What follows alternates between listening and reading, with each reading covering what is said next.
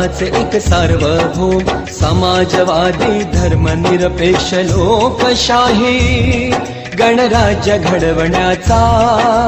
त्याच्या सर्व नागरिकास सामाजिक आर्थिक व राजनैतिक न्याय विचार अभिव्यक्ती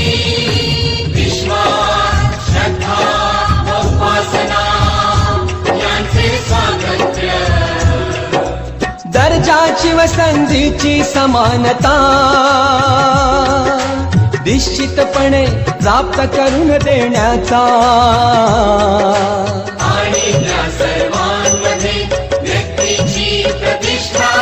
व राष्ट्राची एकता आणि एकात्मता यांचे आश्वासन देणारी बंधुता प्रवर्धित करण्याचा संकल्पपूर्वक निर्धार करून